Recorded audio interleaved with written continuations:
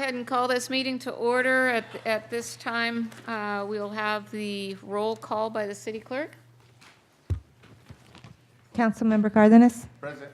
Councilmember Silva? Present. Councilmember Jackson? Yes. Mayor Pro Tem Garcia? Present. And Mayor Villegas Walker. I'm here. At this time, we'll stand for a pledge of allegiance and then an invocation by Mr. Cardenas. Ready, begin. I pledge allegiance to the flag of the United States of America and to the republic for which it stands, one nation, under God, indivisible, with liberty and justice for all. If you guys can remain standing. Father God, thank you again for this day that you've created, Lord, and thank you for our city, Lord, and our staff and our citizens, Lord, that participate in this process, Lord. But we do ask for a hedge of protection, Lord, and we also ask for guidance and wisdom, Lord. And we do this in your name. Amen. Amen. Thank you. Today, the Yale Centro City Council met in closed session from approximately 11:30 until 1:30. We'd ask now that our city attorney report out on closed session. There's no reportable action, Madam Mayor. Thank you. Moving on, we have a recognition of David Dale. What is stepping stone? Where is Mr. Dale? You go from our planning commission, and now you're a city manager in Calexico. That's pretty good career pathing. But we really want to recognize and honor your service on the planning commission, and thank you very much.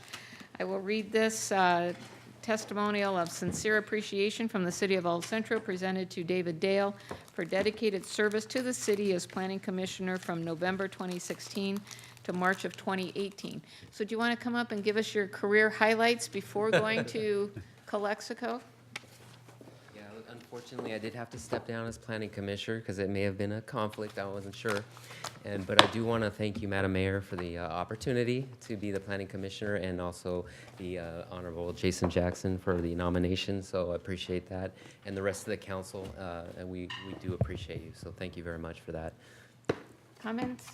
You know, again, our planning commissioners, they do such an incredible job and kind of vetting out all the opportunities. So I do appreciate your volunteer service to that, and also congratulate you again on your success as city manager. Just grateful that you're on and participate in our planning commission. So Thank you. To you and Thank your you. family, thank you. Thank you all. Thank you very much. Just congratulations. I think you're doing, I'm hearing great things in Calexico, and you're doing some great stuff down there. And it's good to see the leadership that city definitely needs. And so I'm happy. I'm sad that you're leaving us, but I'm happy that they've gained some leadership and that they're on the right track. So We're going to be the #1 city. I just want to let you know. No, I'm just kidding. all right, take back the flag. Yes, thank you for the years that you put for the city, and congratulations on your new endeavors. Thank you. And we're looking forward to following your career. And good luck with the election tonight. With you. And I'll just add that we were talking before the meeting started, and that I think that at least from a newspaper perspective, Calexico is doing much better because we don't see those those nice stories to read. And I think probably it's compliment to your leadership. I don't think anybody's under indictment right Yeah, now, right. so. Thank you for being here. Thank you for your service in our city, and good luck in El Centro, in Calexico. Hey, we're going to come down and give this to you on one condition. When we come down, we want to see this big City of El Centro logo hanging up in your office. We'll do that. I will do that. Okay, so we'll come Absolutely. down and for a photo op. Thank you.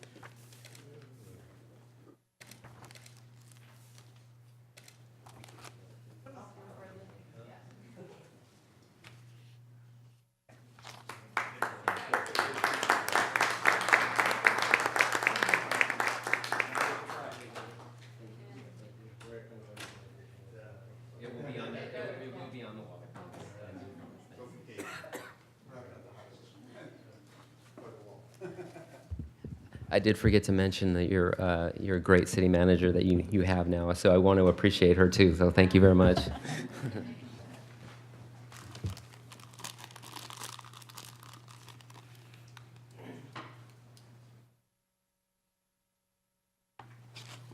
Okay, next up is our El Centro Chamber of Commerce monthly report. This is your last one, Yes, it is. right? Yep, unless I need to fill in, or, Didn't need to seem Otherwise. quite so happy about that, but you know what, it is, I'm glad the year's coming to an end. It's been a long year. It's been good, though. it's been a great year. It's been really, really good. Some good things happening, and we're really looking forward to the direction and changes, and we're looking forward to a really good year. We have coming up, our annual dinner is June 21st at the old Eucalyptus School, where I get to pass the gavel on to Terry Rogers, who's our incoming president, and looking forward to that. Thank you guys for being part of that night. I know you always have a table, and we appreciate.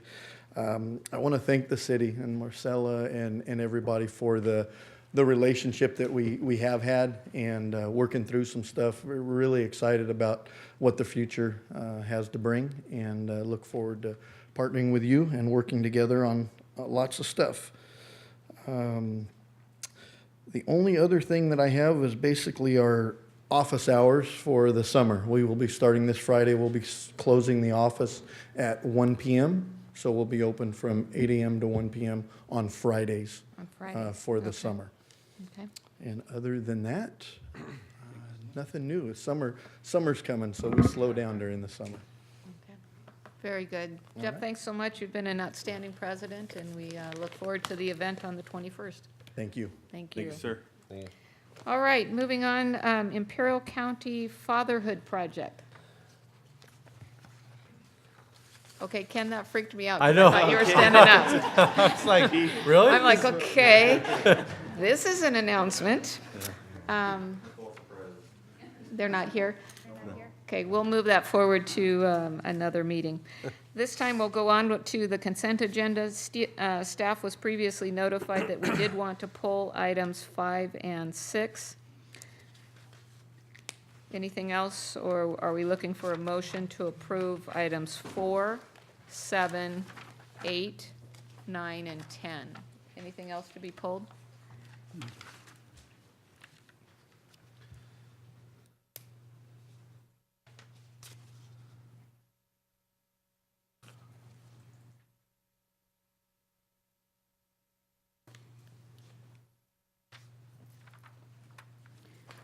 We have a motion by Mr. Garcia, a second by Mr. Jackson.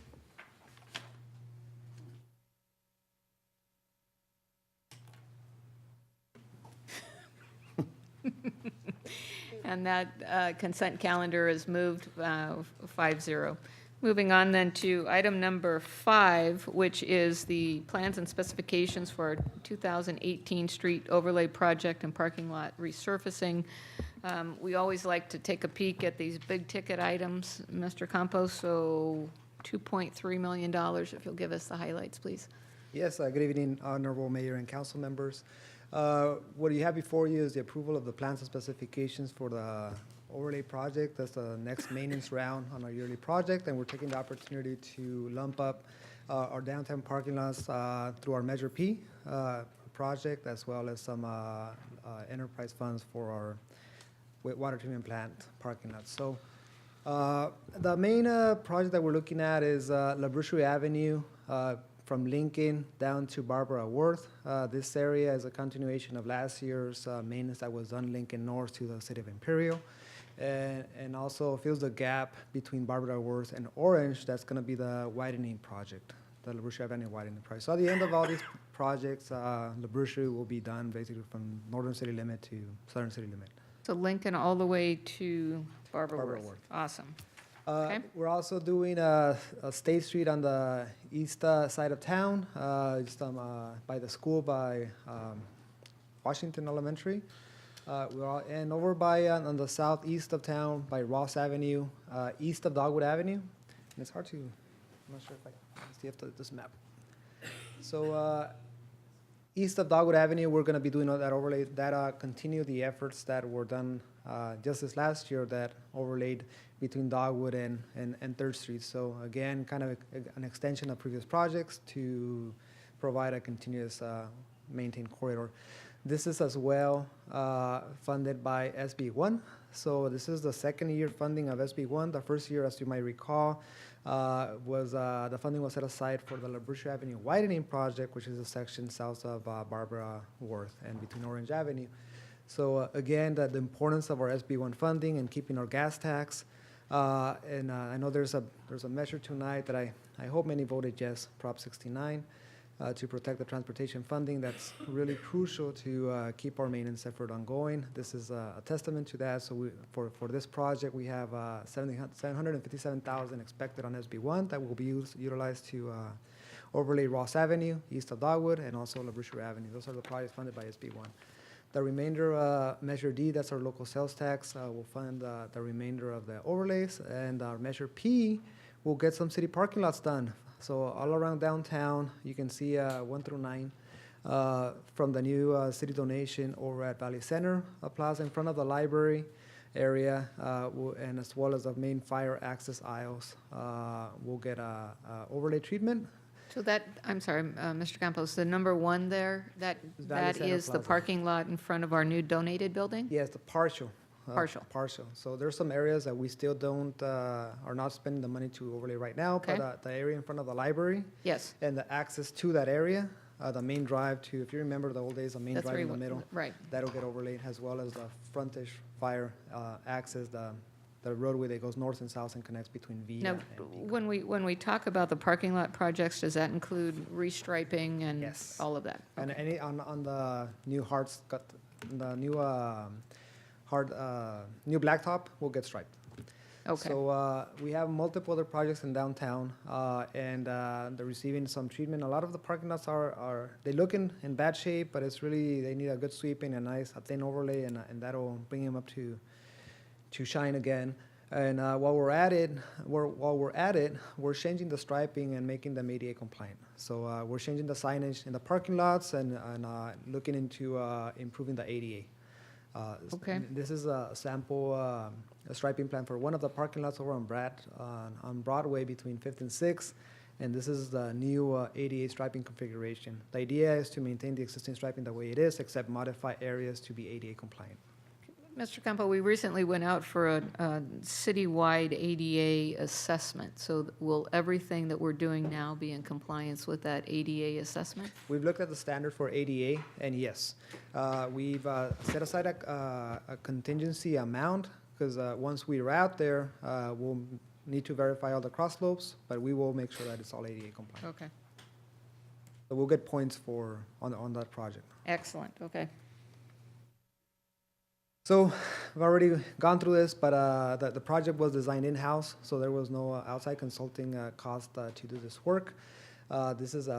We divided the project into 3 schedules. Schedule A would be the yearly overlay project combined that will be paid by SB1 as well as Measure D. Schedule B will be the parking lots. That will be Measure P funding, and Measure C is the enterprise funds. And we do this so that we don't mix fundings around for the different purposes. So again, we're ready to go. With your approval tonight, we would be advertising the next week to 2 weeks with a potential bid opening of July 19th, and a construction award expected on August 7th. Based on the council meetings on when we go dark or not, we can adjust.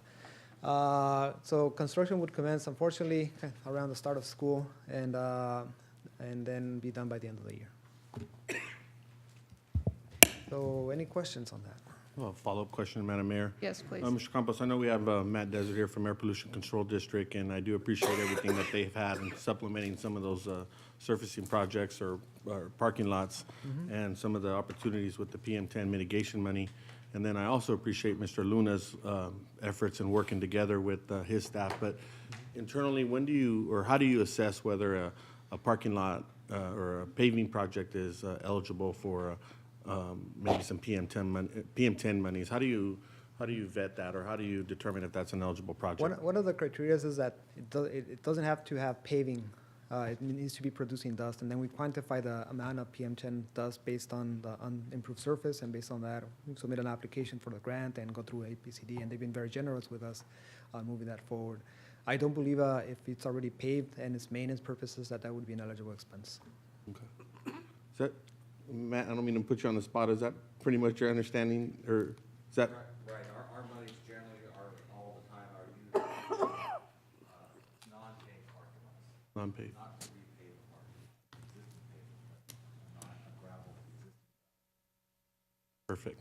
All right. Thanks, Mr. Coppels. You're Please welcome. let Mr. Luna know that we appreciate his hard work and Definitely. working with the Air Pollution Control District. Very well.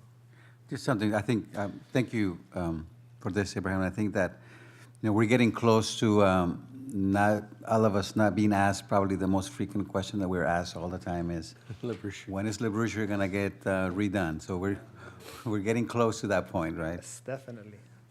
So it's coming up also here in the Yeah, I saw that. next project. I think one of the things we also want to kind of get your ideas on is what kind of a marketing plan or community outreach. I think that it was brilliant when we posted the sign that we are no longer going to be allowing parking over by Costco, giving people the electronic board, kind of a preview of coming attractions. So what's the marketing plan so that people understand there will be disruption? There'll be disruption downtown, there'll be disruption as we're doing, the paving on the Bruchery, Ross, Dogwood. No, definitely. The contract specifications call for noticing to surrounding businesses. We'll work with the contractor to make sure that that is posted. The parking lot work is usually done in one day, Okay, so it's not a major disruption. These overlays are usually the same day. They leave lanes open. It's not a major disruption. You'll see more disruption on the La Brucherie Avenue widening project when that happens. That'll be, we'll have to that we're pushing that project, so we do half at a time, so keep as much lanes open as possible, but anytime you have construction, traffic will slow down, so there will be some delays. We have a lot of projects going on together. We have this one, that is overlay project that will probably line up in timing as La Brucherie Avenue widening project. yes. And we have Ross Avenue, and later we'll have Imperial Avenue for some sewer work. So we're very conscious of the overlap, and we make sure that we work with the contractors, get their schedules, and coordinate accordingly. I think the city council has previously certainly voiced its support for SB1 funding. I think we'd like to see signs up for any SB1 funded They're on order. project. Okay? So we've And then approved the design. the electronic board with your home phone number in case somebody gets really, I'll put a phone number there. okay, this is really No, exciting. I mean, we're on top of it. We do Okay. get the cost, and we expect the cost. But at the same time, we try to prepare with a traffic control plan that's adequate, and we modify it as in the field if we see Okay. something that's. To the extent we can utilize our Facebook page and things like that would be awesome. Will do. Okay. All right, fantastic. I think we're ready to ballot on this item then.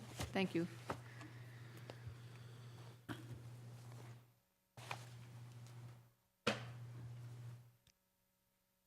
And that is adopted 5-0. Thank you. Okay, moving on now to the next item. The reason I asked this item to be pulled, and again, I believe I provided you with a preview of coming attractions, is the Yes. fact that a number of these vehicles were very low mileage. And so I was kind of wondering, why was it that they were then considered obsolete? And we were going to be, moving them on down the road for disposal purposes. So kind of give us an idea as to why these became obsolete with such low mileage, and maybe why they couldn't have been repurposed earlier on. Just want to make sure that we're spending our monies wisely. No, definitely. It's a very good question. So I'll go through this on the fine. I guess I should have saved this to the end, but the potential revenue of all this is not much. It's for the number of vehicles, we're talking about maybe 15 to 60,000 expected revenue on this. And it's a mix between general funds and enterprise funds, depending on where the vehicle was operating, how it was purchased. So we have about 53 vehicles and equipment combined. Of that, only 32, if I remember, vehicles. The remainder is just equipment that we have at Public Works, such as compressors and such.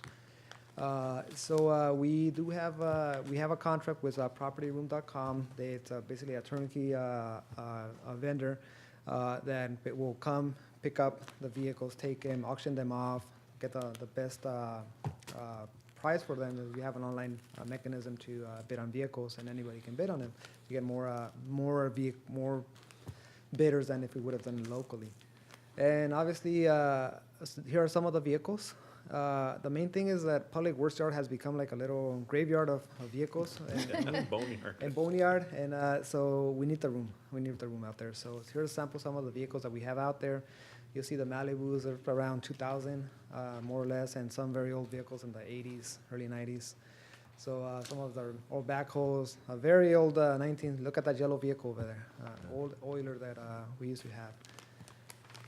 So some of the vehicles, like you mentioned, there's like 2000, 2002, and the transmission is done. So the engines are blown and whatnot. So although they don't have that much mileage, just because of the nature of the territory here, they were useful going around town. But we have a small town, so the mileage doesn't add up, but the age of the vehicle does.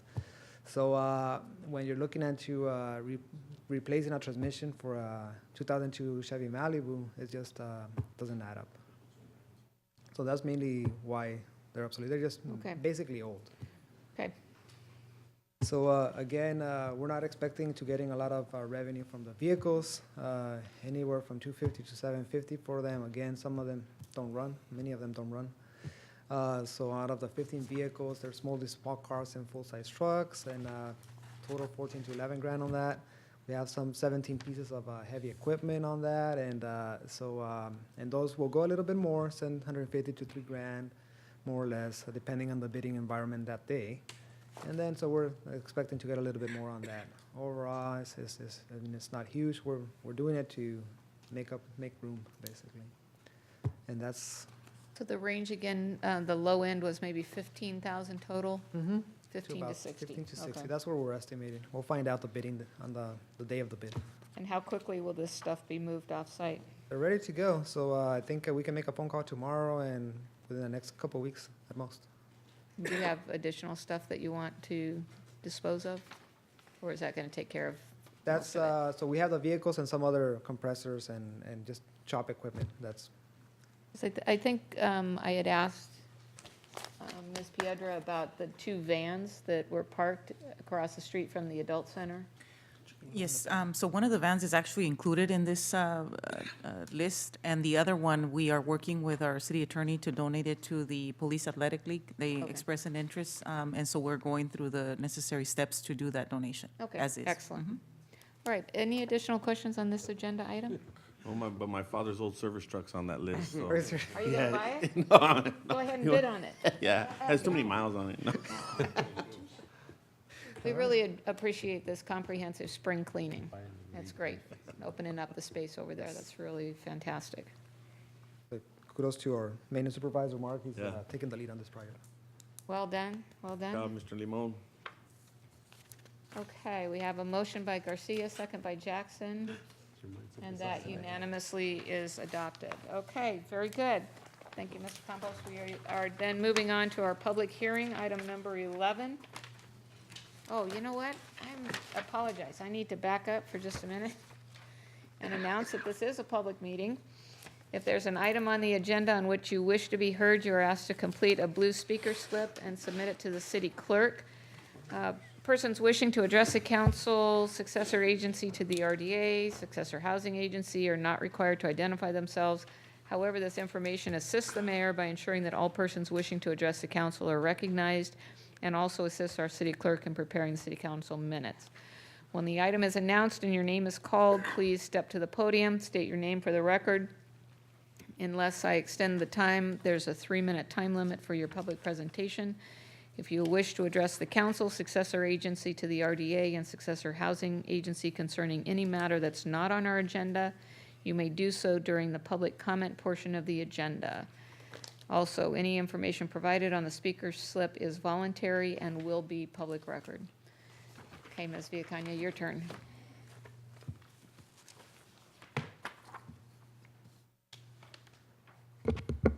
Good evening, Honorable Mayor and members of the council. The project before you is an application for a site plan review submitted by ECRMC for the construction of a temporary parking lot.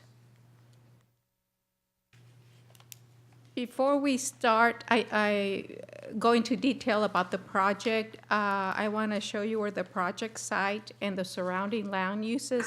The project is along Poplar Drive.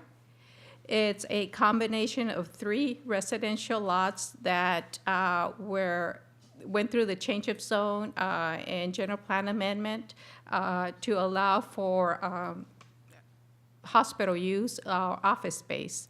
Ms. Hvac, do you have multiple slides? Because typically they pop up on our screen. Perfecto. Okay. All right, so the project site is in yellow? In yellow, Yes, as you okay. can see. To the west is the hospital, ECRMC. To the east, you have residential properties. To the south, you have Poplar Drive, followed by ECRMC properties and also residential properties. And to the north, you have the future medical office building that's under construction right now. Now, the site plan. The site plan consists of approximately 0.8 acre. And again, the designation, land use designation is public use. And it's believed that approximately 16 parking spaces will be able to be accommodated within that site.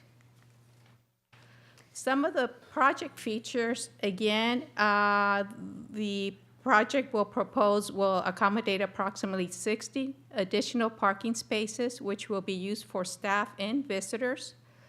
The temporary use of this facility will expire on December 31st, 2021, and this is anticipating the full end of construction for the other facilities that are under construction right now within the hospital. Upon expiration of the temporary use, if the existing temporary use is to be continued, new applications must be submitted to the city for review and approval. Also, if a permanent parking lot is desired to be constructed there after the temporary use, then another application has to be submitted to the city. There will be no access to the parking lot via Poplar Drive. The access will be along Pepper Drive and exit on Ross Avenue. Lighting will be provided for security reasons within the parking lot, and a 6-foot block wall will be provided along the eastern boundary to separate the residential use from the parking lot.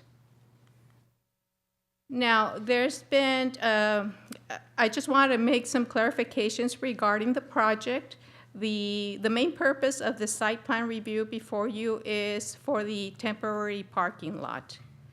The demolition of the 3 homes that were there where the parking lot will be constructed is considered to be a ministerial action and is not part of this application before you.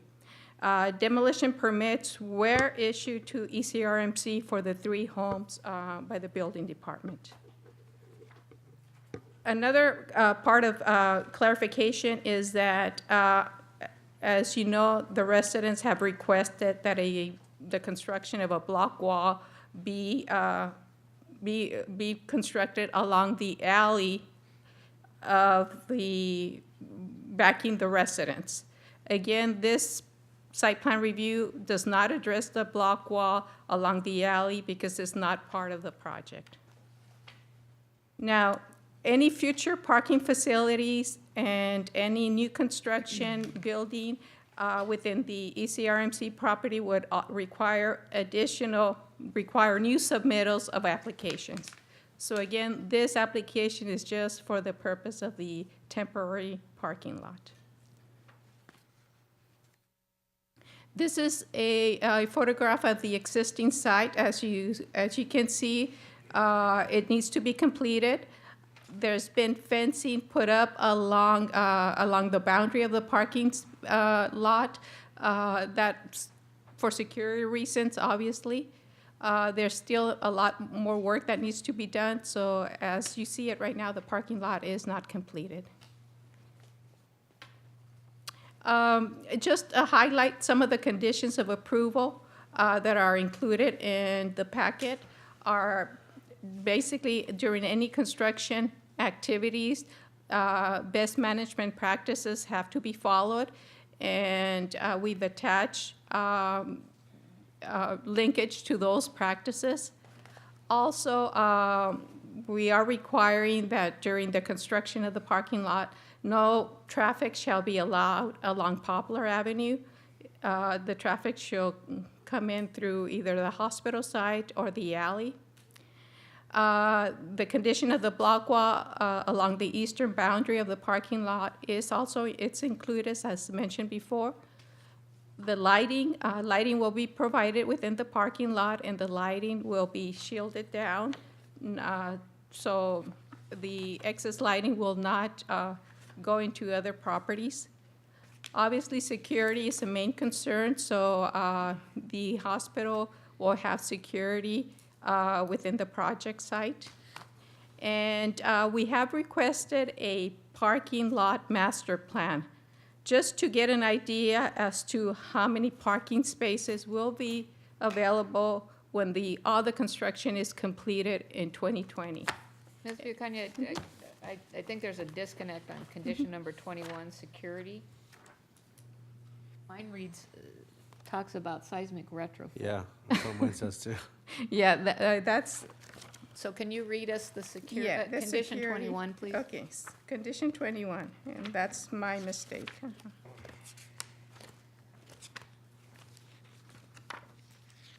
Believe me, the hospital knows all about seismic retrofit requirements, so. Basically, the hospital security guards shall patrol and inspect the parking lot premises periodically. That's Okay. condition 21. Thank you. As in regards to environmental, in noticing, this project is exempt from CEQA under Class 11 pertaining to construction of small parking lots. The public hearing was noticed and in the Ivy Press, and also notices were sent to the surrounding property owners. And in addition, a notice of the public hearing was posted at the project site. Ms. Villacania, do you know just offhand and what the definition of a small parking lot is? Is that expressed in area or number of parking stalls or? There's no definition under CEQA, it's just small parking. It would cover this parking lot. We checked the exemption Very prior good. to applying Okay, it. very good, thank you. So at this time, we ask that you open the public hearing, and after hearing public comments, approve the resolution along with the conditions of approval. Hospital staff is here to answer any specific questions you may have about the project. Thank you, Ms. Villacania, for your excellent presentation. I'll pause for a minute here. Are there any questions for Ms. Villacania before we move on to the next phase? I have just a quick question. In regards, under the demolition permit complaints and whether it's the watering of the site to suppress the dust or just the hours of operation, who typically handles the enforcement of that? Is that a city function to ensure that there is compliance with those terms and conditions? Where does that It is a city enforcement- function, however, when the demolition permit is provided, is pulled, the applicant is responsible for. That's why under the city code and within the demolition permit, you are required to follow best management practices. And if there were complaints, complaints or concerns regarding compliance, would those come to the city? Would they go to the hospital? Or how can citizens express concerns about compliance? I would say both. They would go to the hospital and also the city. And then, Dr. Edwards, can I just follow up on that? Do you typically have staff that can take these calls, or is there already some sort of infrastructure in place where residents can express concerns if there is compliance issues or non-compliant issues regarding the demolition? Sir, we actually had 3 neighborhood meetings to discuss what the project was going to entail. And in those meetings, we discussed the details of how we're going to approach things. There were still some unknown items and things that we had to kind of figure our way through it. But I have to give Marco Besso a big thank you, because he actually knew a lot about what the requirements are.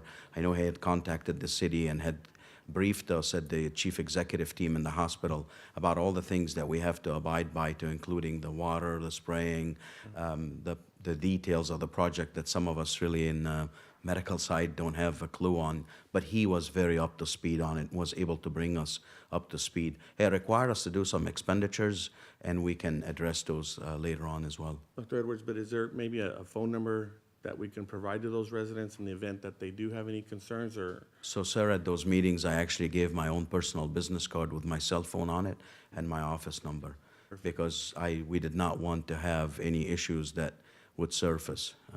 So we attempted that. Thank you, sir. You bet.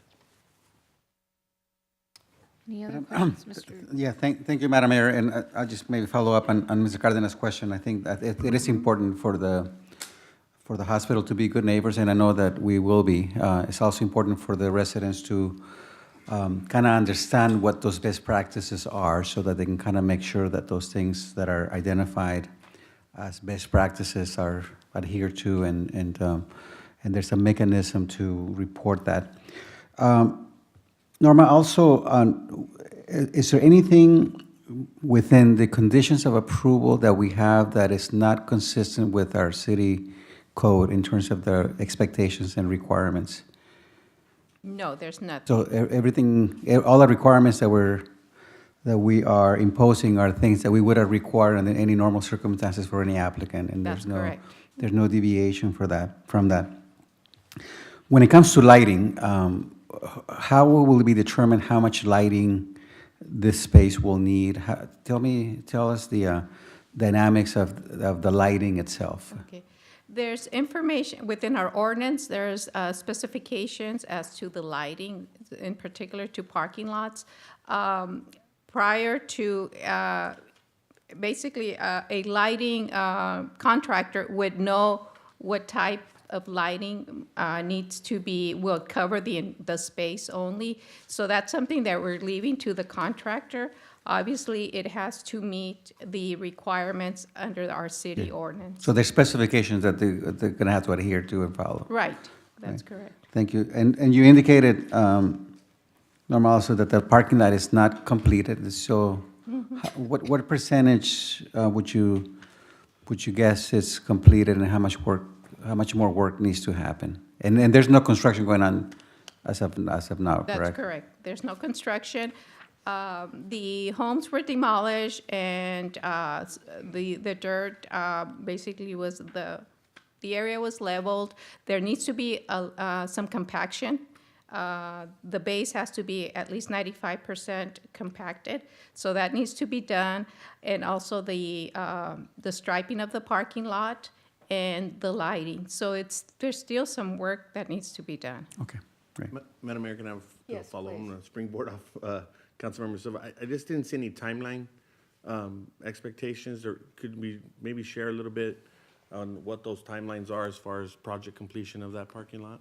And I think I would defer to hospital staff for that. Sir, so to finish the entire project from the time of approval will probably be 30 to 60 days. 60 days probably is what we're looking at. And Dr. Edwards, that's Yes, the sir. completion of the, We're doing a light study, so we're not planning this ourselves. We have an organization that's actually giving us the guidance for the light studies. They know exactly how we can do it, just like we did with the parking lot for the actual MOB. They're going to offer us an answer for how the lights are going to be. And then the compacting that we haven't done, of course, because we put a stop until we get this approval. So there was no work being done on the compacting and all the other requirements. All those are going to be probably 60 days before we 30 can to open it. 60 days. Right. Can we have you stay there for Yeah, just a sure. minute, Dr. Edwards? Absolutely. Ms. Villacana, could you go back to the overview of the site that shows the direction of traffic? I think it would be slide number 3, maybe? Perfect. Okay. So, Dr. Edward, just so I understand kind of the totality of what we're looking at here, so we've had at the very top right, the current medical office building project, and then we have the temporary parking lot. Is the intent to remove that chain link fence between the MOB and the temporary parking lot? So the intent is to actually create a walkway and like a gate so that our staff can walk into the medical office building. Okay. But the lion's share of the staff actually is going to be walking into the hospital. Okay. So they go out of that side area and to the back of the hospital. We all have our badges. They're all coded for the entrance and the back, so staff can walk in the back. And that actually will kind of help the staff get to work. Will this be posted as staff parking only then? Staff parking, but I cannot really stop patients from parking there. Right, but the primary intent is to It's for help our staff, right. employees, okay. In and order then- for us to decant the streets around the neighborhood. Right, exactly. And then we've put the chain link fence, I Yes. intentionally put it up early, that way we can actually halt any movement between that neighborhood and the rest of the hospital. And I think we had talked a little bit, Mr. Silva and I serve on Board of Trustees, we had talked a little bit about maybe looking at some other opportunities to expand parking availability on the campus. Right. And that is actually going to be, as soon as we're done with the expansion of the emergency room, that area around the emergency room would allow us for more parking. So we'll have a little over 298 parking spots on campus. And that, again, will continue to remove our staff from having to find any of the streets that do not require a pass. But for the ones that did require passes, we had actually received from the city the appropriate number of passes that would allow the staff to park there. Okay, and Ms. Viacania or someone, have we looked at dedicated right turn or left turn or coming in and out? Is that going to be a one-way off of Yes, it's going to be Pepper? a one-way, one-way. There is already, I think, a exit only on Ross. There is a sign there. Right, ma'am. So they enter on Pepper Drive, and then they get into the parking lot. The exit is going to be off of Ross. And is it going to be right turn only on Ross? It's going to be a right turn only on Ross, On yes. Ross, okay. Okay, any other questions? Madam Mayor, for just Sam? one more Yes, point for, maybe for please. clarification. Normally, this is for Ms. Villacaña. You mentioned something about the block wall along the alleyway, and that's not required for this project, but there is a wall, a block wall required along the eastern boundary, and I think we the, have maybe a slide that can show that a little better. No? I think the other one maybe. Okay, like, So- yeah, the yellow project site, so that will be the site right next to the home. Right. With the swimming pool. So there will be a block wall there. But some of the residents are asking for a block wall to go all the way across the alleyway behind their homes. behind their homes. yes. But we're not requiring that because that's not required by code, correct? Yes, there's no nexus for this project to require the block wall along the alley. But there is a nexus for the eastern boundary. Yes, because it's abutting the residential property. Okay, thank you. Okay.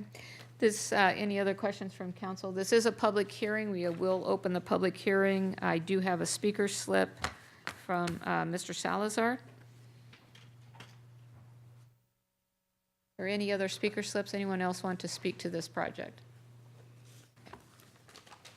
Good afternoon.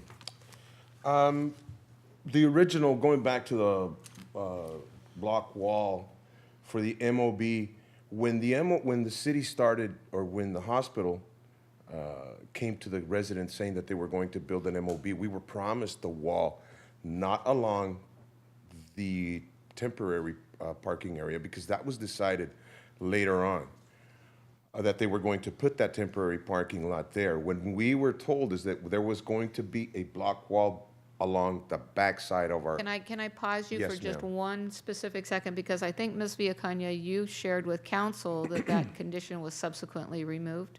That's correct. Can I ask why? The idea, again, going back to our ordinances, there's an alley So there's a separation between the back of the homes and the parking lot of the MOB. Okay, so, being that said, I understand that the hospital is planning to pave that alley to gain access in or out of their parking lot. If I'm mistaken, you guys are planning to pave that alley? So the alleyway that we're talking about is actually for access to the MOB and not where it says project site where the temporary parking is. There is a parking for the medical office building that requires by code that we have that alley, and that alley is going to be paved, and we have already that project ongoing. So just for clarification, it'll be paved from Cypress Drive? From Cypress Drive all the way into all the parking way lot. to the Right. parking lot? Right. Okay. So my point, thank you. So my point would be, if that is the case, and it's gonna be used for commercial use by the hospital to enter and exit their parking lot and their MOB, I believe that it now becomes a commercial area, which would require them to put up a wall. The idea of them putting up a wall is not because we want the hospital to spend any money. It's for our security. There's going to be all kinds of increased traffic through the backside.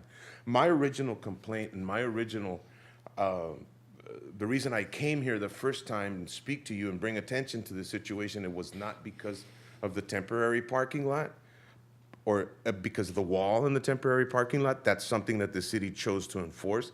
My original one was for the back wall. That was my original complaint, because from the very beginning, the hospital promised that they were going to put up a block wall.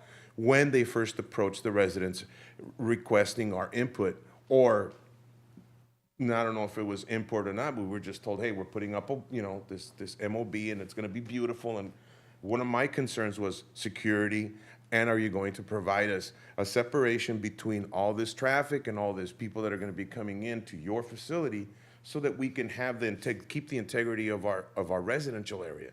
I mean, we have a really nice neighborhood when they're gone. It's nice and quiet, the kids can play out front, and we would like to really keep that, because we moved there for a reason. It's a great neighborhood. Now, if they're going to pave that alley, and if they're going to use that in a commercial way, I believe that the city needs to require the hospital to provide that wall.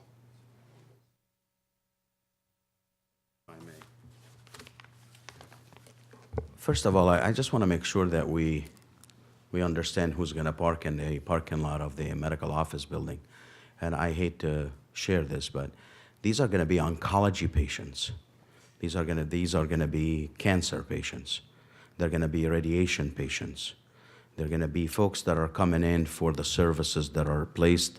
And I know it's kind of mislabeled as a medical office building, but these are going to be very sick patients that are coming to us. So I'm not quite so sure I understand what it means for these patients not to be able to exit or enter through Cypress.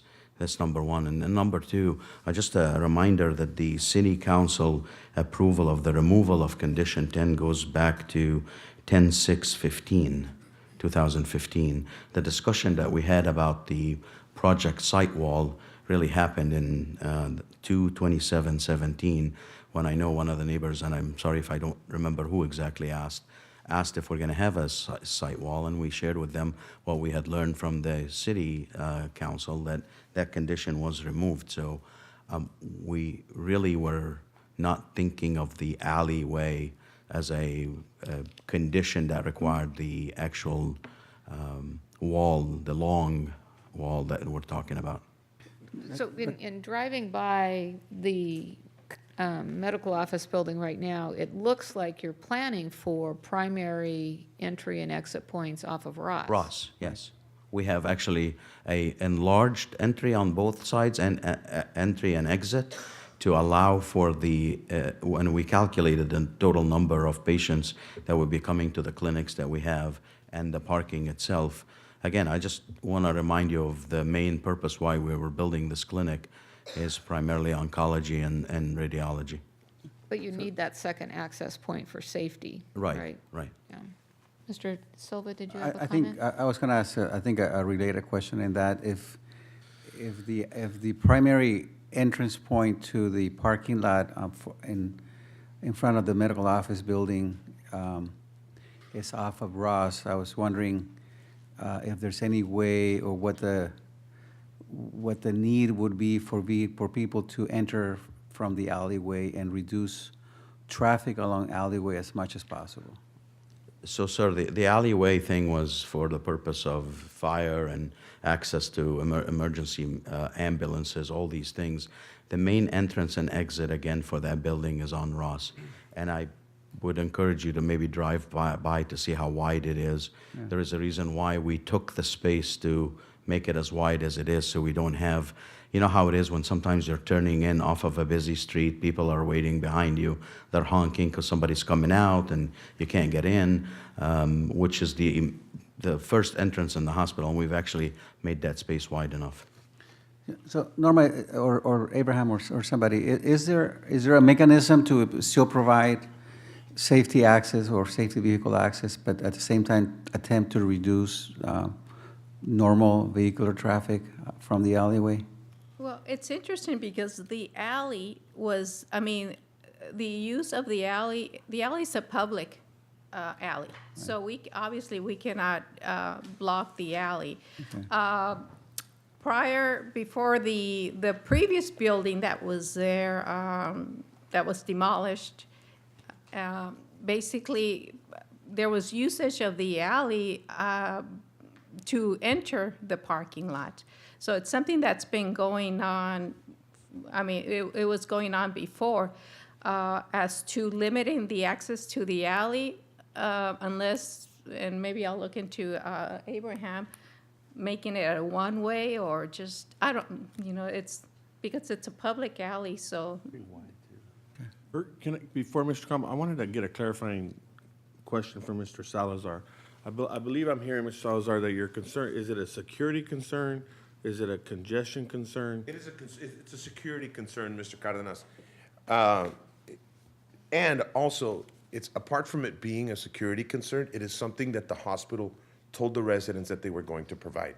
As, I don't know if they did it to keep us happier so that we could go along with their project and not complain, or if it was originally planned for. But when the citizens started going to the meetings that hospital was holding, we were told from the very beginning by Dr.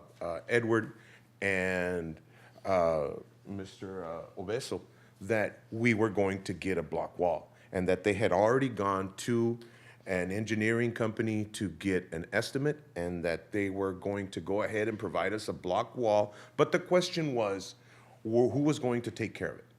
Was it going to be us or the hospital? And our question was, were we going to have access to our backyards like we did in the past, because we have access to the alley? So with that said, after they started their project, not Dr. Alfred, there was another doctor who was also on the construction team, came back and said, we're not going to do it because we didn't budget for it. At no time were we told the city did not allow or removed the condition that we had to provide you a wall. We were just told, you're not going to get it because we didn't budget for it. So we didn't budget for it, and we're going to budget for it in 2019. After that, they had another meeting when they told us that we're going to put up this temporary parking lot, and they didn't allow us any input. They just came in and they said, we're going to put up a parking lot. Unfortunately, I wasn't able to attend that meeting, but my wife didn't. They were not given any opportunity to opine or to say, hey, wait a minute, you guys are destroying our neighborhood. Because that's what happened. They just came in and they said, we're going to remove these houses and put in a parking lot. And to me, I mean, you're destroying our neighborhood. You're bringing down property value. It's terrible. It looks terrible now. I mean, the block wall helps, but also along the alley, we were told that we were going to get one.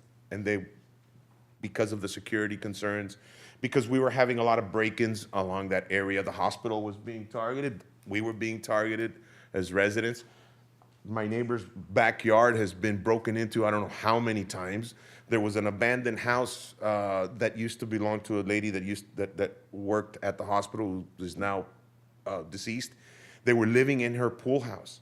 So there was a lot of stuff that we were told that was going to happen. Then all of a sudden, Dr. Edward, when that project site meeting was, he said, we're not going to give you one. We're not going to give you a wall. I tell you what, I'm going to kind of cut this short because we really do have a pretty lengthy agenda. And as I think what Ms. Villacana has pointed out is that the issue with regard to the full-length wall is not before us tonight with regard to the project site plan for the temporary parking lot. However, I would encourage additional dialogue. We know that the hospital's not obligated to do it. Given the scenario that you were told one thing, conditions changed, it's no longer a requirement, but I'm sure that the hospital, in wanting to be good neighbors, I know the city staff would lend their expertise, as well as our city attorney, city manager, myself, and Mr. Silva. Let's continue the dialogue with regard to the wall. But I think we really would like to move forward this evening with this project. I did want to include in the record, though, that the city council has received and discussed, or had the opportunity to review and discuss the letters that have been sent to us. There was a June 4th, 2018 letter, Poplar Drive neighbors, signed by Poplar Drive neighbors. We've also received a number of emails from Mr. Sean McLean, going all the way back, I think, to April or May, so to April 26th. So we are very familiar with the issues, and I think that that's why we asked Ms. Villacana to kind of take this in pieces with regard to the demolition, and now with regard to the temporary parking lot, and then to what I believe, I hope, is your remaining issue, which is, what about the wall? Yeah, the back alley. Also, if you guys were talking about, and I'm going to make this really brief, about lighting. My neighbor's backyard looks completely lit up at night. And when the new lighting in the MOB in the parking lot has completely lit up his whole backyard. And I wouldn't like that to happen in my backyard when you guys put up the lights. So if you guys, it's looks like day in his backyard at Okay, night. so let's make sure that the contact information is provided to the hospital, as this is the hospital's project. We want to make sure that the lines of communication remain open there.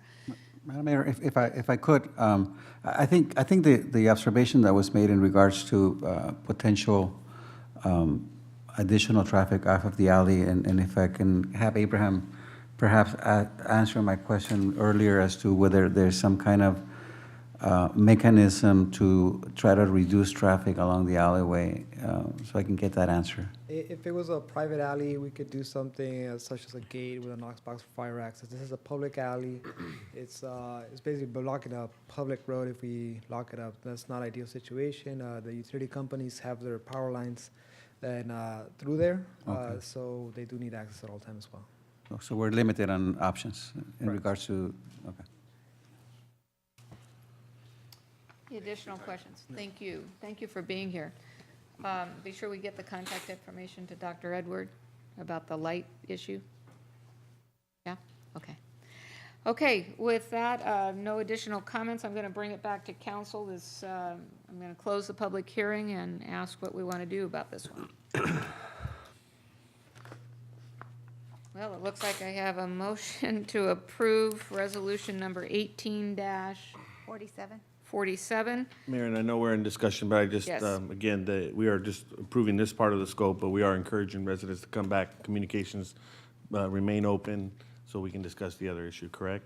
I'm encouraging and recommending direct communication with the hospital, since it's the hospital's project, and it seems to me that we've carved out that the remaining issues have to do with lighting and the wall. Okay? Also, ma'am, I don't understand how it works. Maybe if I can Can we finish this vote, and then we'll get right to that? Okay, so let's see. It does pertain to the approval of that? Yes. Okay. How is it that the hospital builds the parking lot first and then seeks approval for that parking lot?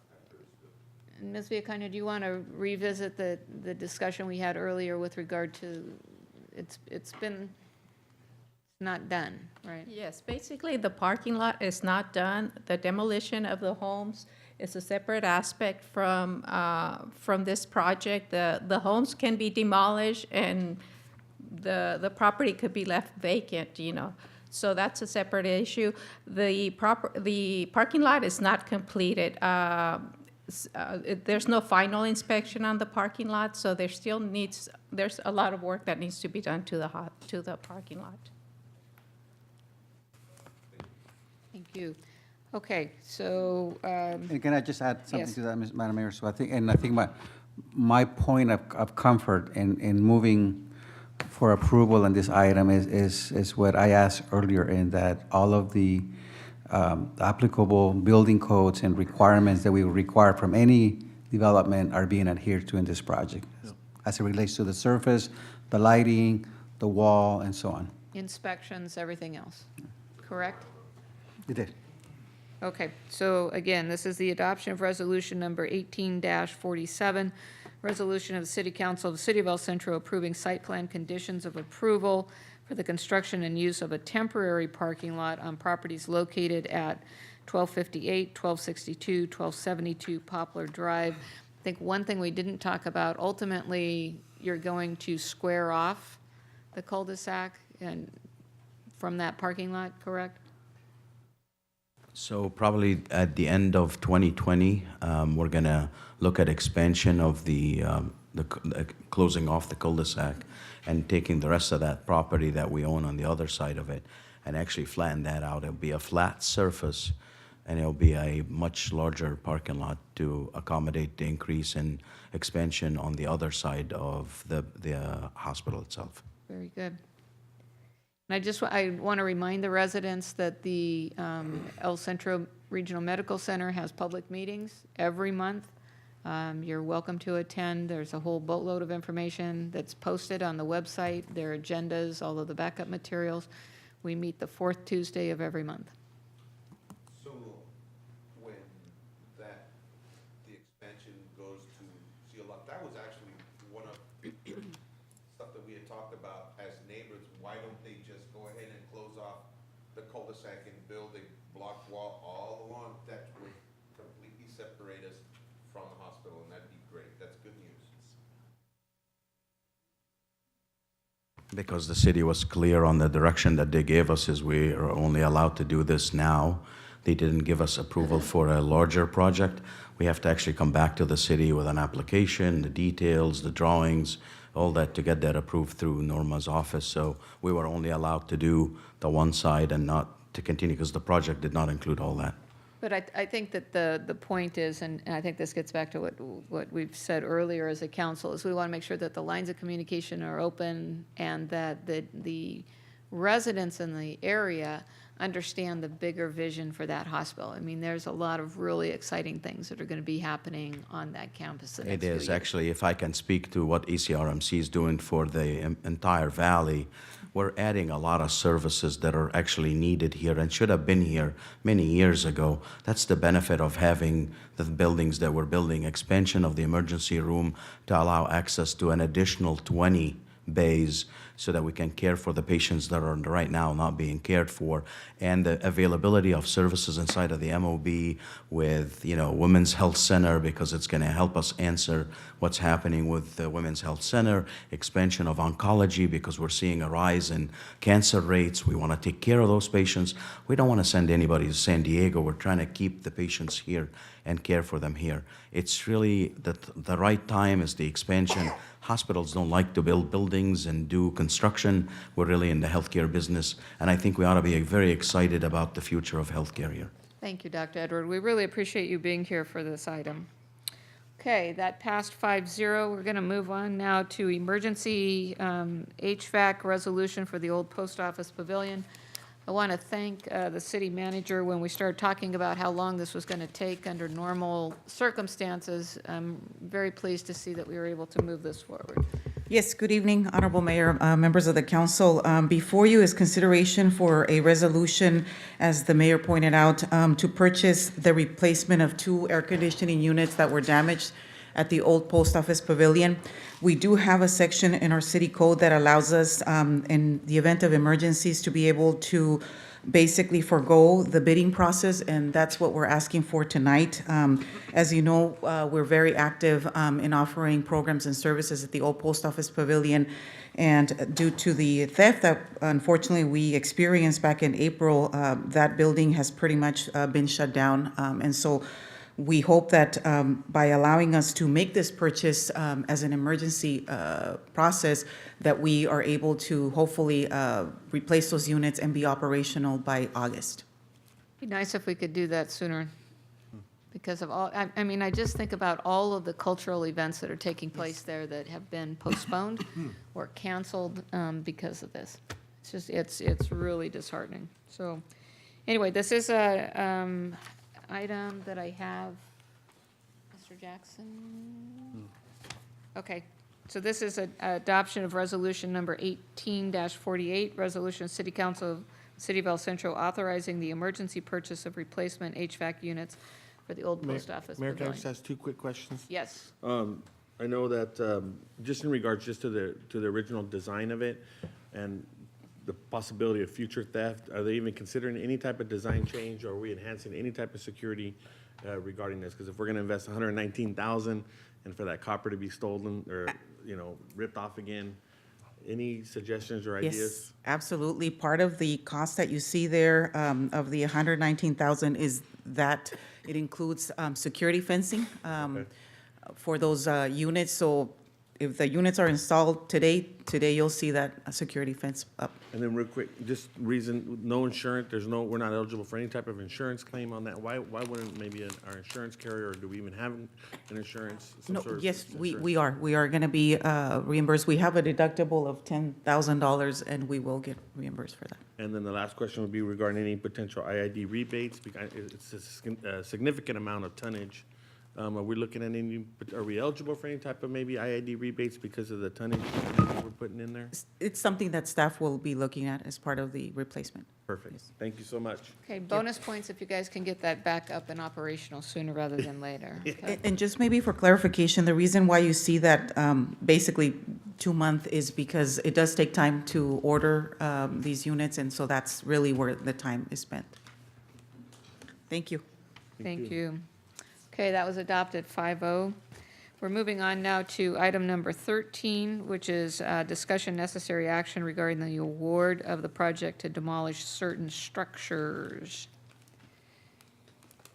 All right, so keep it short. This is a continuation of the LaBruce Avenue widening project. You heard it before. We're going to be improving LaBruce Avenue between Barbara Worth and Orange Avenue, and to 4 lanes, signal light at Main Street and LaBrucherie. And the widening is going to be mostly occurring to the east of the current alignment, so it'll keep the current road area. That'll all be ripped, but put in new, but that's kind of that's still asphalt pavement will remain, and we'll be widening to the west, I'm sorry. So with that comes the necessity to demolish 2 homes that are in that area. We've purchased those homes, and we have the rights to go in there. So we're ready to go and make some move for our road. So no impact to the general fund. This project is funded through the Measure D Bond Fund 212. This funding was allocated years ago for this project. So we only had 1 bid at $190,000. We're looking at a $19,000 contingency. That's a typical 10%. We're hopeful not to use it. But anyhow, we have to account for any unforeseens. So you remember you approved the plans and specs back in February, and just for the making room for the roadway. We opened bids on May 3rd, as I stated, for $190,000 from with Elms Equipment Rental. Surprised me, I didn't know they did demolition, but they have a big outfit that they're a licensed demolition contractor. That's what they do, and they also do the lead and asbestos work. Half of the cost in this bid is just lead and asbestos mitigation, about $90,000 to $100,000 of the cost. We already know for sure that that's going to be necessary? I mean, Yes, we, given what we were we've- of and we ran the reports ahead of time, so we Okay. provided the reports to the bidders to to know what's in there before they bid. So, we have a tentative schedule of, basically be done by the end of next month with demolition. Just as a preview of coming attractions, probably in the next, meeting, we'll come in, for approval of the contract for construction for La Boucherie Avenue. So with that, if we can. Awesome, get awesome, a- okay. Get it done. So this is adoption of resolution number 18-49, resolution City Council, City of El Centro awarding the bid and authorizing the execution of a contract for the 266 La Boucherie Road and 2010 West Main Street demolition project. We have a motion by Jackson, second by Cardenas. And that's approved 5-0.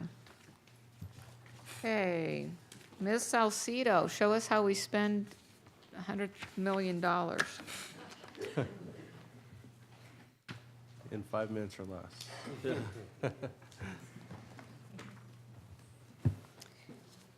As you're getting set up, I just want to thank staff for their participation in this budget process. In reading through our adopted budget, it's very clear that was a bottoms-up process, and I do appreciate everyone taking the time to prioritize what they think is important for not only their own department, but also looking across departments as well to figure out what we can do that's in the best interest of the residents of our community. So I really appreciate that. It's obvious from the finished product that Ms. Salcido, you're to be commended yet again for a great budget. So thank you very much. Let's take a peek and move forward. Excellent. Thank you. Madam Mayor and council members, welcome to our third and final presentation for the City of El Centro budget for fiscal year 2019. As you know, this is a lengthy process. It takes approximately 6 months. We meet with all directors. We meet with council. We meet with city manager. We go over all the needs for each individual division, capital needs, personnel needs, and so on. We evaluate the needs of all the departments, determine which have the highest priority, and at the end, we try to comprise a budget that addresses the most immediate needs. Resources are limited, especially in the general fund, so therefore we try to address those with the highest priority. The budget for fiscal year 2019 for the City of El Centro for all funds totals $96 million. The $96 million for all funds is allocated as follows. We have an allocation for operations. $47.5 million out of the $96 million is for operations. That is 48% of the budget. We have an allocation for capital of $37.5 million, or 39% of the budget is for capital. We have an allocation for our debt service, $9.1 million, and that's for the LTA bonds, assessor agency, water and wastewater, all combined. Finally, 2% of the budget, or $1.9 million, is for our solid waste contract. We'll start with the general fund budget, which funds the major operations ongoing, such as police, fire, personnel, city manager, and various other parks and recreation, and so on. The general fund budget totals $29.7 million, of which 79% without Cruikshank is for salaries and benefits. We have allocated for supplies and services 15%, that is $4.4 million, with the rest of $3.3 million designated for capital. We have allocated and added at the request of council per the last general fund budget workshop some additional programs, an allocation of $236,000. Those projects or allocations are for the tree removal program.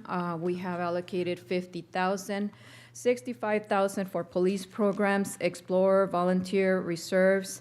We have allocated $25,000 for the adult center health and wellness program, $6,100 for the adult center chair replacement. For the Aquatic Center, we have allocated $65,000 for the pool safety plan. For the old post office pavilion, we have allocated $15,000.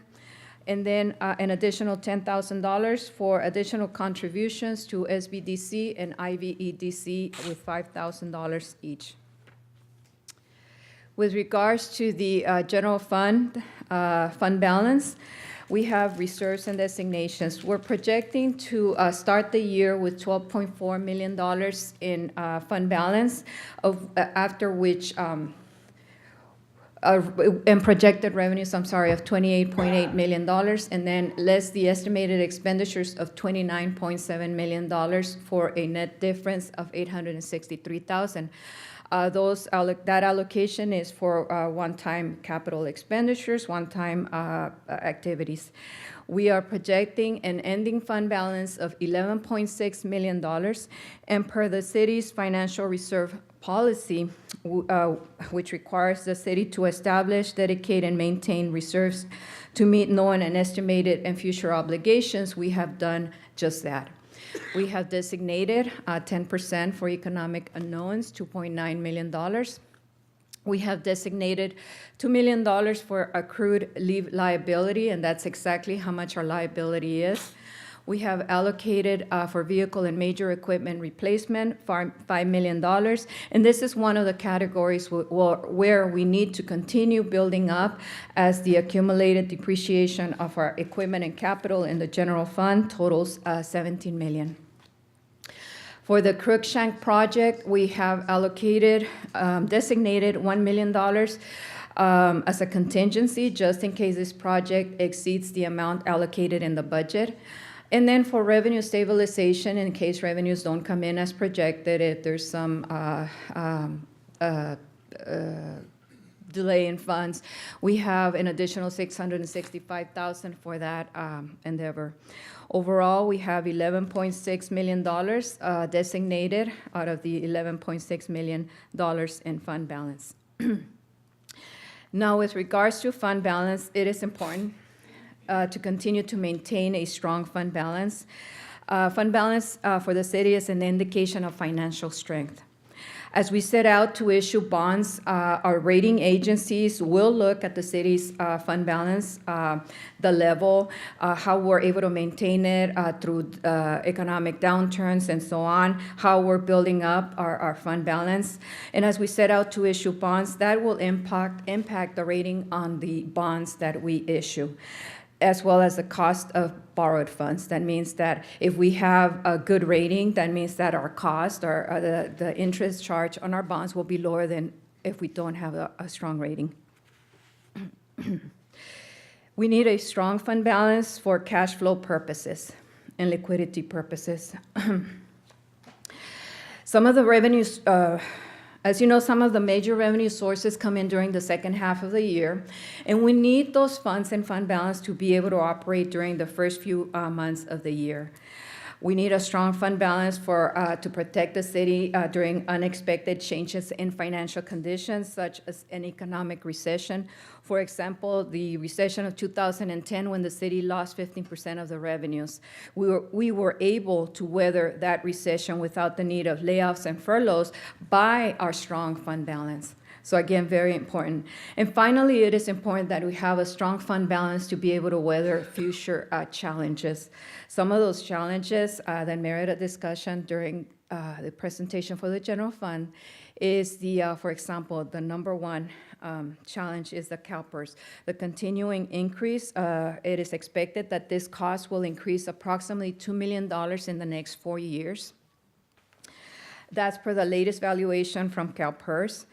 We also have, as mentioned before, a capital replacement. This budget has a major allocation for capital, more so than in previous years. We were able to do that this year. However, we still have an accumulated depreciation on our equipment, our vehicles, our machinery, equipment, and so on, of $18 million. We're at the last 15% of the remaining life for that equipment. That means that pretty soon we will be compelled to purchase more equipment to replace this old and aging equipment. We also need a strong fund balance to continue to maintain a strong fund balance to be able to absorb any major fluctuations in workers' compensation and liability insurance. For example, workers' comp in 2010 was 500. The annual cost was 500,000. This has increased now to $2.1 million. So again, we have been able to do a lot with very little, but it's important that we continue to maintain this strong fund balance. And then we have our increase in cost in new facilities and new programs.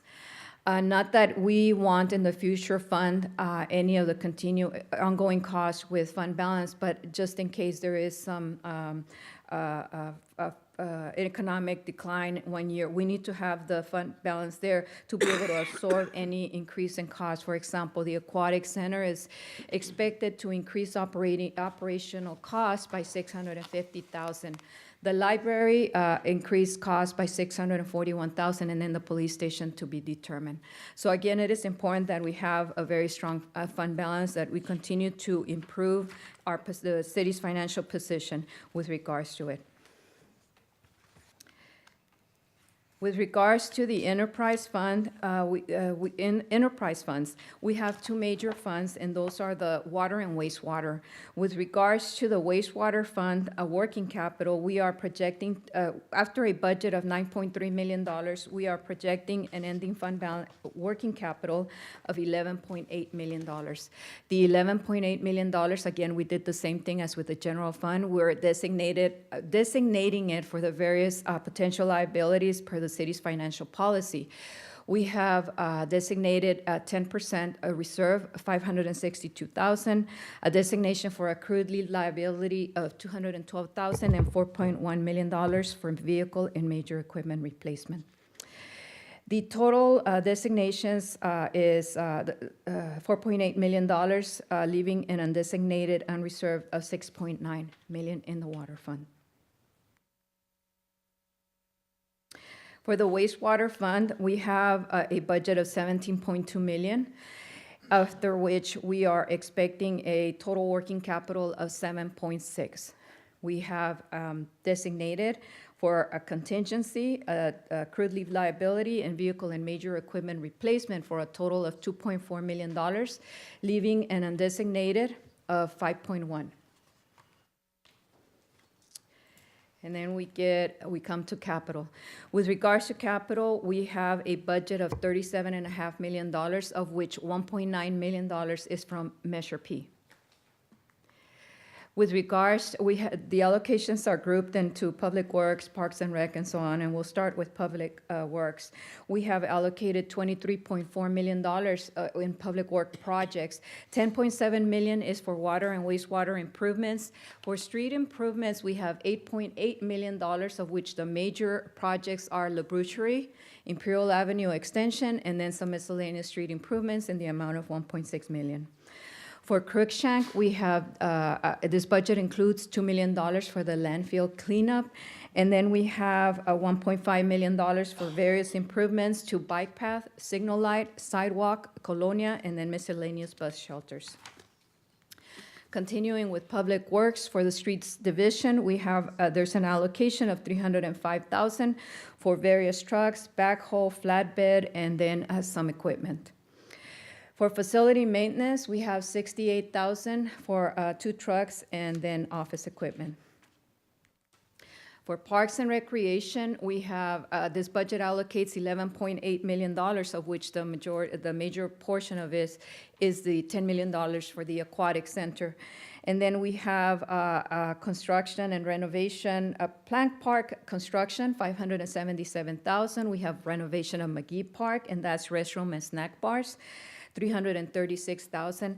And then various project improvements to other parks, Buckland Park renovation, field lighting for various projects, renovation various parks, restrooms, and snack bars, and then Carlos Aguilar Park parking lot renovation. The amounts are there, $272,000 and $146,000. The lower amounts are just for a design and Excuse me? Environmental, that's the other one. Thank you. Continuing with Parks and Recreation, for the Parks Division, we have allocated $259,000 for very much needed trucks and equipment, $36,000 for the community center and plunge for equipment, just various equipment, $19,000 for the sports court for ceiling fans. The mini bike program is allocated $6,500 for equipment, and then $6,000 for the adult center for new chairs.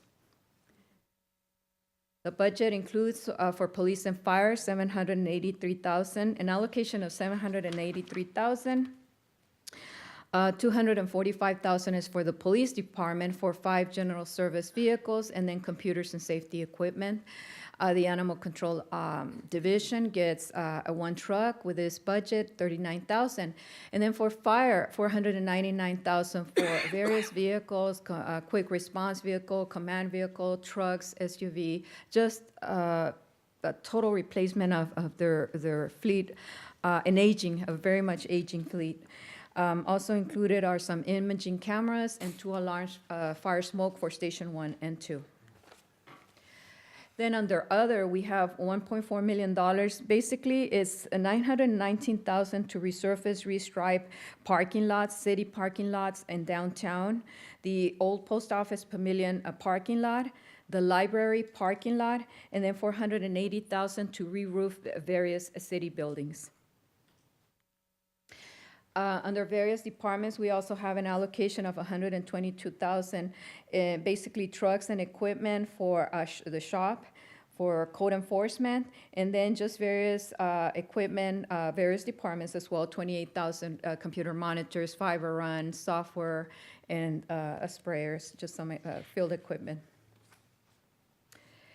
Now, in developing this budget, we always keep in mind that we want to be able to allocate funds and be able to meet the city's strategic planning program and the goals within that program.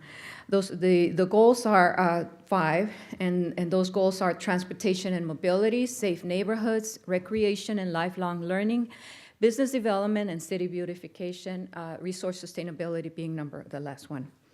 This budget, I'm happy to say, includes allocations to be able to meet all of the strategic planning goals. For example, under transportation and mobility, the goal number 1, we have an allocation of $11.6 million for transportation and mobility, of which $8.8 million is for street improvements, and then we have the operations for street maintenance and lighting, and then the various improvements to bike paths, signal lights, sidewalk, and bus shelter, for a total of $11.6 million. For safe neighborhoods, we have an allocation of $16.9 for operations and capital for police, fire, animal control, and so on. For recreation, safe neighborhoods, there it is. For recreation and lifelong learning, we have an allocation $15.1 million, and that's operations for parks, recreation, and library, and then capital $11.7 million, of which the majority of that is for the aquatic center, $10 million. Under business development and city beautification, $575,000, which includes the economic development, landscape and lighting district, and blight elimination.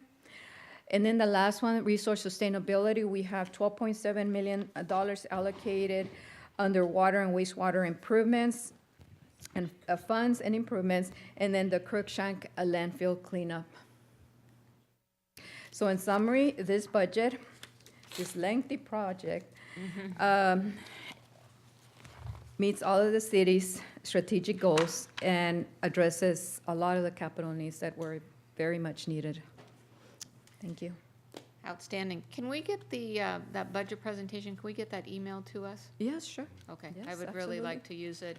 I know that we get asked a lot of times, just what are you spending your dollars on? And that's an excellent synopsis of us to be able to use certain of those slides. Would be really great. Yes, I will. Okay, so comments, questions? Good. Partners, Mr. Jackson? Just good job, Leticia, as always, and your staff, and it's, we're very lucky to have you and our staff that continuously is able to balance our budget and move us forward as a city, so thank you very much. Thank you. We have great staff. Anything? Great job, Leticia. Thank you. Likewise, somehow you make it look easy, Oh, my gosh. Letty, but I know how much work it is, and It so is. compliments to you and all of your staff, Richard in the back, and everyone.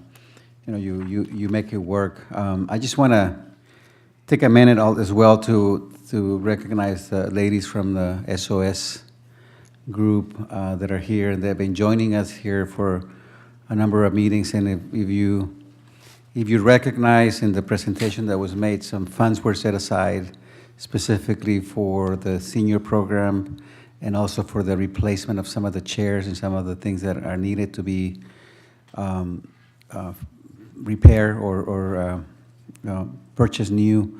And I really want to compliment you guys and really give you credit for that, because I don't know that if you had not been showing up to our meetings all the times that you did, that we probably would have had those things. And so it's your advocacy, it's your work that you're seeing the reality of this budget, recognizing and including a budget specific for you guys. So thank you for that. Thank you to the council for supporting this, and Letty, just a tremendous job like you always do. Oh, thank you, I appreciate it. It's a effort by all the departments in council, city manager as well. I do want to encourage folks that have the opportunity to get a copy of the budget. There's a section here on goals, accomplishments, upcoming year action plans, and it's broken down by department. And it's kind of an opportunity for us to celebrate the success of every single department and how you've taken the initiative to truly improve the quality of life here for residents. So I want to specifically call out this section of the budget, which is really a great read and kind of makes you proud of all the work we've been able to do. That said, at the next council meeting, I'd like to have an item on the agenda to form a task force to update our mission statement. Wow. Okay, and also our strategic planning program, which comes to an end now. The strategic planning program is 2013 to 2018. There's a whole boatload of stuff here that's already been accomplished.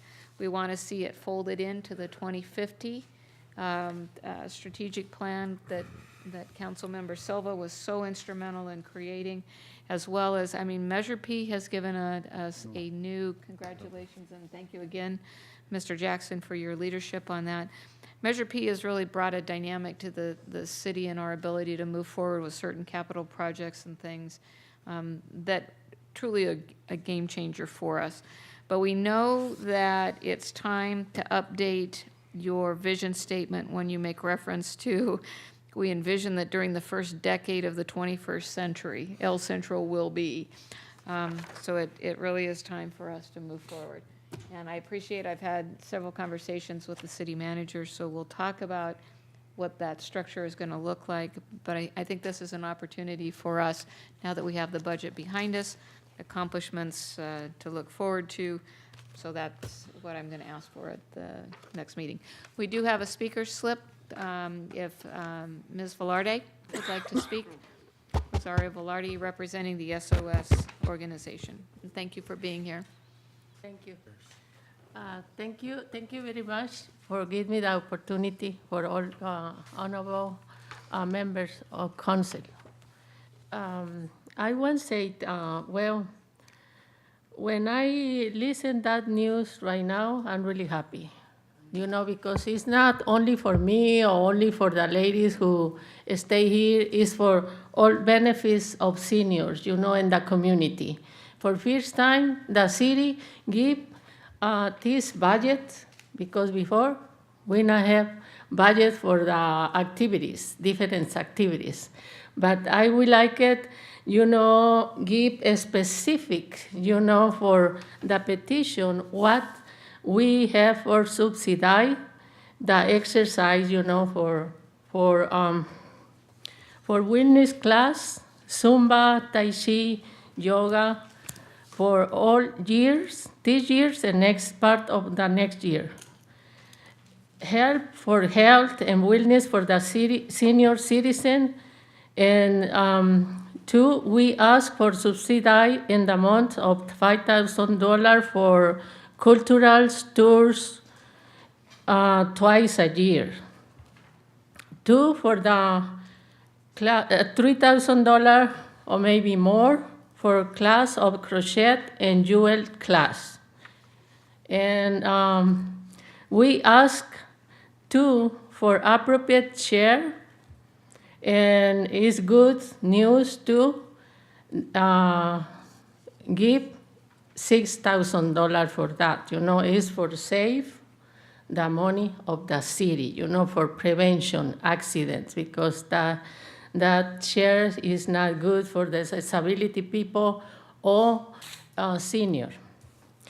And only finally, in my 3 minutes, I want to say thank you very much, and I want recommendation specific, that budget going for the adult center for all classes, and activities for senior. Thank you very much. I'm really happy. Thank you very much. Thank you. And with that, the budget for the coming year is approved. Thank you very much. Okay. Thank you. We have two very quick items now to attend to. The first is item number 15, which is the appointment of a voting delegate and an alternate to the League of California Cities Annual Conference in September. I know I will be attending. Is anybody else? Okay, do you want to be the lead delegate or alternate, or which do you want to be? I don't care, Whatever you want to be. You pick.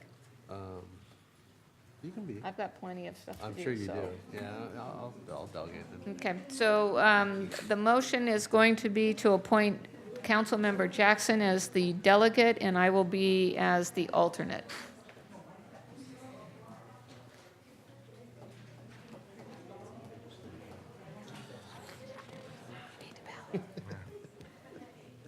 Okay, thank you very much. That passed 5-0. Did you hear that? So Jackson, primary, and I'll be alternate?